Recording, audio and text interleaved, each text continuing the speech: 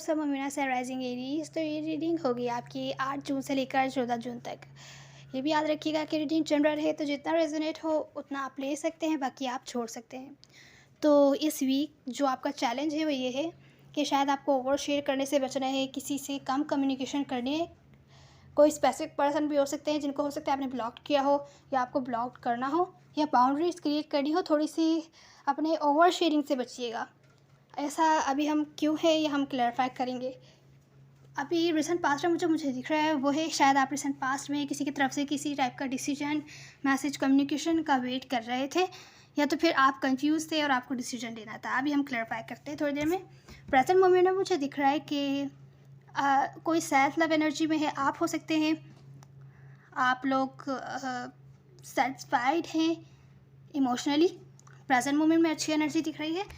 नए फ्यूचर में आप लोग इमोशनल मैच्योरिटी के साथ अपने डिसीजंस लेते हुए दिख रहे हैं।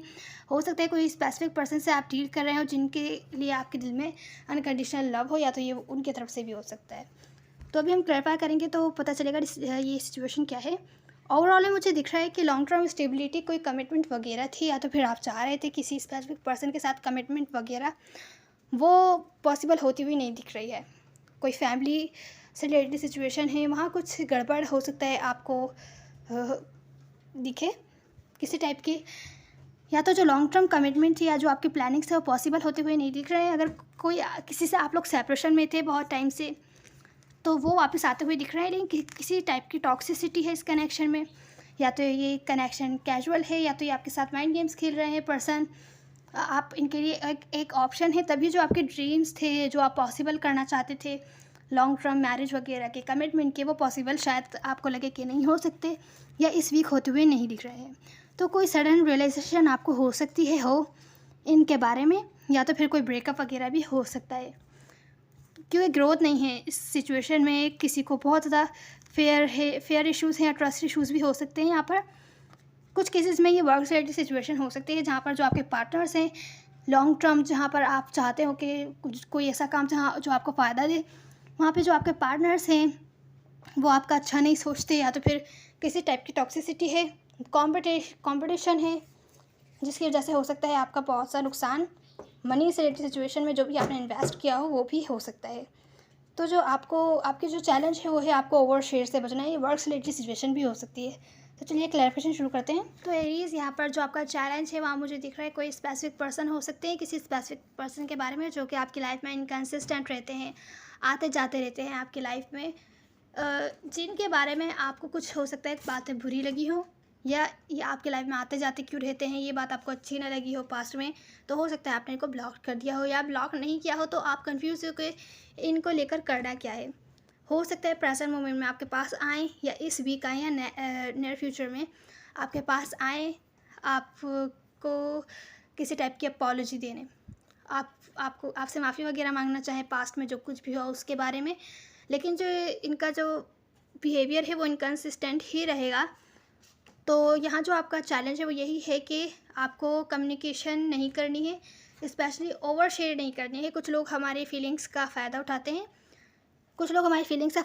कि आपको ये बात बुरी लगी है, आप सामने वाले पर्सन को बताते हैं, तो वो ख़ास तौर से वो काम करते हैं जो कि आपको नहीं अच्छा लगता, क्योंकि उनको मज़ा आता है तंग करने में। इस टाइप की सिचुएशन मुझे दिख रही है। तो आपको ओवर शेयर करने से अपनी फीलिंग्स के बारे में, या कोई सिचुएशंस जो आपकी लाइफ में चल रही हैं, अच्छी चल रही हैं, दूसरे लोगों को शेयर करने से बचना है, क्योंकि कुछ लोग हमारा फ़ायदा उठाते हैं, या तो फिर जेलस होते हैं, जिसकी वजह से काम ख़राब हो सकता है। कुछ केसेस में ऐसा हो सकता है आपकी वर्क से रिलेटेड सिचुएशन हो, आपके जो पार्टनर्स हों, आपको उनकी बातें अच्छी ना लगी हों, पहले पुरानी जो भी बातें हैं वो अच्छी ना लगी हों। पहले मुझे वर्क से रिलेटेड सिचुएशन नहीं लग रही है। मुझे स्पेसिफिक जो चीज़ दिख रही है आपके चैलेंज में वो ये है, जहाँ पे भी आपको थोड़ी सी भी गड़बड़ लगती है, बेहतर है ब्लॉक कर दीजिए उन्हें। स्पेसिफिक पर्सन है कोई, या पार्टनर्स है, आपके फ्रेंड्स है, जहाँ पर भी आपको गड़बड़ लगती है उनसे दूर हो जाइए। उनको अपनी कोई भी बातें शेयर नहीं कीजिए, भले वो जितना भी निकलवाने की कोशिश करें आपसे, क्या अच्छा चल रहा है आपकी लाइफ में, क्या बुरा चल रहा है, कुछ भी शेयर नहीं कीजिए तो बेहतर रहेगा। और खामोश रहिए, अपनी बाउंड्रीज़ क्रिएट कीजिए। तो जो ये रिसेंट पास्ट था आपका, ये तो आपका चैलेंज था कि आपको ओवर शेयरिंग से बचना है। मेन यहाँ पर स्पेसिफिक मैसेज यही आ रहा है, ओवर शेयरिंग से बचना है। अगर जो चीज़ें जो लोग आपको सही नहीं लगते, बेहतर है उनको अपनी लाइफ से कट कर दीजिए। वैसे वो वाला कार्ड तो नहीं आया, लेकिन एटलीस्ट कम्युनिकेशन आप बंद कर सकते हैं कुछ टाइम के लिए। रिसेंट पास्ट में मुझे दिख रहा है कि कोई सेल्फ लव एनर्जी में था, अपने ऊपर ध्यान दे रहा था और वेट कर रहा था किसी की तरफ से कि कोई कोशिश करेगा सिचुएशन को बेहतर बनाने की। आप लोग हो सकता है अपने वर्क से रिलेटेड सिचुएशन पर ज़्यादा ध्यान दे रहे हो और किसी का इंतज़ार कर रहे हो, स्पेशली अगर आप लोग सेपरेशन में थे उनके साथ, तो उनके वापस आने का हो सकता है वेट कर रहे थे। और जब तक आप वेट कर रहे हैं तो अपनी लाइफ पर भी आप ध्यान दे रहे हैं, अपनी पर्सनैलिटी को बेहतर बनाने के लिए कुछ ना कुछ करते हुए दिख रहे हैं। लेकिन जो ये स्पेसिफिक पर्सन है आपकी लाइफ में, इनसे आप मूव ऑन नहीं हो पा रहे हैं। ये मुझे स्पेसिफिक पर्सन ही लग रहे हैं, इनसे आप मूव ऑन नहीं हो पा रहे थे। इनकी तरफ से मैसेज, कम्युनिकेशन, डिसीजन वगैरह का वेट कर रहे थे। जब तक इनके तरफ से किसी टाइप का मैसेज वगैरह कम्युनिकेशन नहीं आता, तब तक आप अपने ऊपर ध्यान दे रहे हैं, अपने वर्क से रिलेटेड सिचुएशंस पर ज़्यादा ध्यान देते हुए दिख रहे हैं या अपनी लाइफ पर। तो ये प्रेजेंट पास था। प्रेजेंट मोमेंट में मुझे दिख रहा है कि कोई ऑन एंड ऑफ कनेक्शन था। बहुत स्लो चल रही थी सिचुएशन, जहाँ बहुत स्लो चल रही थी। अगर आप किसी से अपॉलजी एक्सपेक्ट कर रहे थे या किसी टाइप की ऑफ़र एक्सपेक्ट कर रहे थे कि वो आपको ऑफ़र देंगे, तो बहुत स्लोली आपकी तरफ आते हुए दिख रहे हैं। प्रेजेंट मोमेंट में स्लो सिचुएशन अब स्लो नहीं रहेगी और ज़्यादा हो सकता है वो आपको रीच आउट करें और आपको डिसीजन लेना हो कि आप क्या चाहते हैं। प्रेजेंट मोमेंट में अगर वो आपको रीच आउट करते हैं, आपसे अपोलोजाइज़ करते हैं, तो यहाँ पर डिसीजन आपको बनाना है कि आप क्या चाहते हैं। आप इनको वापस एक्सेप्ट करना चाहते हैं, इनके साथ न्यू बिगैनिंग करना चाहते हैं कि नहीं, वो आपके ऊपर है। तो मुझे यहाँ दिख रहा है कि अगर ये आपको रीच आउट करते हैं, आपको अपॉलॉजी वगैरह ऑफ़र करते हैं, जहाँ कि आप अपनी लाइफ पर ध्यान दे रहे हैं, आपको ये रीच आउट तभी करेंगे जब आप अपने ऊपर ध्यान देंगे, अपनी लाइफ पर ध्यान दे रहे होंगे, आपकी लाइफ बेहतर चल रही होगी, तभी आपको रीच आउट करने वाले हैं। तो यहाँ पर आपको किसी टाइप की रियलाइजेशन हो सकता है कि आप क्या डिसीजन लेना चाहते हैं। मुझे आप लोगों से ज़्यादातर लोग डिसीजन लेते हुए दिख रहे हैं कि आप इनके साथ न्यू बिगैनिंग नहीं चाहते, किसी टाइप की बातचीत नहीं चाहते, किसी टाइप की सक्सेस नहीं चाहते। आप अपने ऊपर ध्यान देना चाहते हैं, अपनी लाइफ पर ध्यान देना चाहते हैं। ये आपकी भी एनर्जी हो सकती है, जिनसे आप डील कर रहे हैं उनकी भी एनर्जी हो सकती है कि आप रीच आउट करें उनको।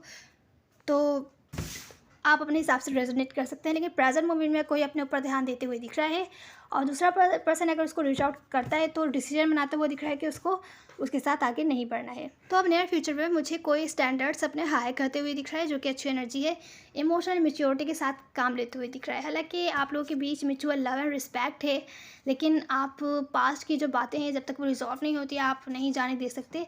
अगर ये आपके साथ ऐसे रिकन्सिलिएशन करते हैं जहाँ पर पास्ट के जो कॉन्फ्लिक्ट्स है वो रिजॉल्व नहीं किए गए, उन चीज़ों के बारे में बातचीत नहीं की गई, तो यहाँ पर आप इंटरेस्टेड नहीं होंगे इस सिचुएशन में या रिकन्सिलिएशन में, या तो फिर आगे चलने में इनके साथ।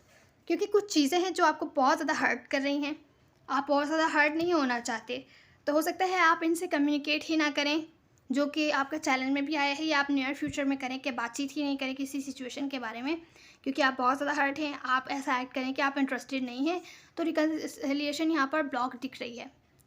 अगर आप रिकन्सिलिएशन नहीं चाहते तो फिर आप ये कर सकते हैं, लेकिन अगर आप रिकन्सिलिएशन चाहते हैं, फिर भी यहाँ पर जो मेन चीज़ है ओवर शेयरिंग से बचना है, इमोशनल मैच्योरिटी के साथ डिसीजन लेना है आपको, क्या आप इनके साथ रिकन्सिलिएशन चाहते भी हैं कि नहीं, और किस तरीके से आपको इस सिचुएशन से डील करना चाहिए जहाँ ये पर्सन फिर से आपके साथ वो बिहेव ना करे जहाँ पर आपको हर्ट हुआ था पास्ट में, या आपको ये छोड़ के गए थे, या जिस वजह से आपको इन्हें छोड़ना पड़ा था। तो इमोशनल मैच्योरिटी के साथ डिसीजन लेना है, अपने स्टैंडर्ड्स हाई रखने हैं, और अगर ये नहीं तो कोई बेहतर आपके लाइफ में नियर फ्यूचर में आएगा, अगर इनके साथ आप लोग रिकन्सिलिएशन नहीं करते तो मुझे कोई इंटरेस्टेड एक्ट करते हुए दिख रहा है, क्योंकि वो बहुत ज़्यादा हर्ट है, ये आप हो सकते हैं, और कम्युनिकेशन ब्लॉक दिख रही है नियर फ्यूचर में, या तो फिर आप कुछ भी अपने बारे में शेयर करते हुए नहीं दिख रहे हैं। तो ये आपकी रीडिंग है एरीज। अब हम एडवाइस देख लेते हैं। तो एरीज, यहाँ पर आपकी एडवाइस है कि पहले सेल्फ अवेयर हो जाइए कि आप क्या चाहते हैं अपनी लाइफ से, या तो फिर आपको अगर ये सिचुएशन परेशान कर रही है जो कि हमने रीडिंग में देखा, तो आप इस सिचुएशन से, इन पर्सन से क्या चाहते हैं, या अगर वर्क से सिचुएशन है तो आप उससे क्या चाहते हैं। जब आपको पता होगा तो आप अच्छे से मैनिफेस्ट कर पाएंगे जो भी आप चाहते हैं, और ये सिचुएशन आपको डिप्रेस नहीं करेगी बल्कि आपको प्रोग्रेस की तरफ लेके जाएगी। दूसरी जो चीज़ है यहाँ पर वो ये है कि अपने फेयर्स को कंट्रोल करने की कोशिश कीजिए। अगर आपको किसी भी टाइप का फेयर है, एग्जाम्पल देती हूँ कि जैसे यहाँ पर आपका चैलेंज था कि आपको ओवर शेयर करने से रोकना है। हम कभी कभी इमोशनल होते हैं, तो हमसे कोई थोड़ा सा हमें सपोर्ट करता है इमोशनली, तो हम उससे सब कुछ शेयर कर देते हैं। तो आपको ऐसे शेयर नहीं करना है जिस पर ट्रस्ट हो उससे ही अपनी चीज़ें, बातें वगैरह शेयर कीजिएगा। अपने फेयर्स को कंट्रोल में रखिए, इमोशंस को कंट्रोल में रखिए। किसी भी डिसीजन के बारे में जल्दबाजी में फ़ैसला नहीं कीजिएगा। थोड़ा टाइम लीजिए अपना। अगर आपको सिचुएशन ज़्यादातर तंग कर रही है तो बेहतर है डिस्कनेक्ट हो जाइए। पहले अपनी हीलिंग्स पर ध्यान दीजिए, अपनी लाइफ पर ध्यान दीजिए, और जब आपका माइंड फ्रेश हो फिर आप फिर से इस सिचुएशन की तरफ आ सकते हैं। फिर आप सोच सकते हैं, जब आपका माइंड फ्रेश हो तो आप अपने डिसीजन बेहतर तरीके से लेंगे। तो जो आपकी एडवाइस है वो यही है, अपने फेयर्स को कंट्रोल कीजिए। जल्दबाजी में कोई फ़ैसला लेने की ज़रूरत नहीं है कि इमोशनल हो के आप जल्दी से कोई फ़ैसला ले लें। बेहतर होगा डिस्कनेक्ट हो जाइए सिचुएशन से, कुछ टाइम लीजिए अपने लिए, उसके बाद फिर से सिचुएशन की तरफ आइए। अगर ये डिप्रेस कर रही है आपको सिचुएशन तो बेहतर है आप देखिए कि आपको क्या चाहिए, उस तरफ काम करने की कोशिश कीजिए। इस डिप्रेसिव या डिसअपॉइंटिंग सिचुएशन से अपना ध्यान हटाने की कोशिश कीजिए एरीज़। तो ये थी आपकी रीडिंग, उम्मीद है आपको कोई ना कोई हेल्प मिली होगी। मेरा ख्याल मैटर नहीं करता, सब चीज़ होती है। Now see in the next one. God bless you.